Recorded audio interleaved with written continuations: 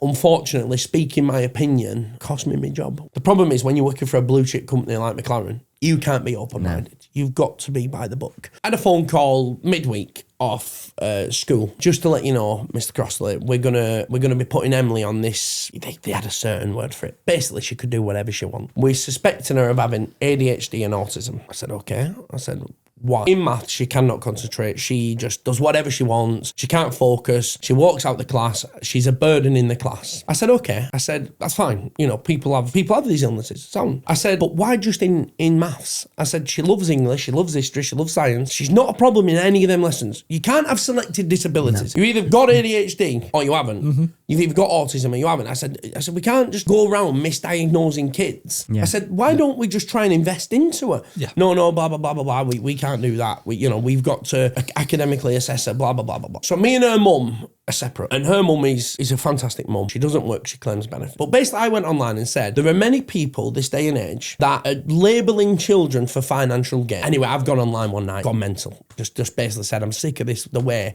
we have to label everyone. I didn't mean that these conditions don't exist. No.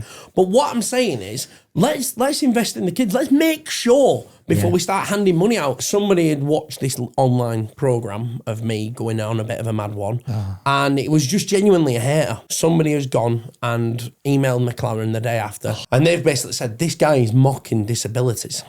So I've come into work the next day, smiling, loving my job. And HR come down, and I could just tell on her face something was wrong. Can I have your laptop? And I knew. And she said, look, I don't want to do this, but I've got to. And I said, what? She said, I'm going to have to sack you for mocking disabilities.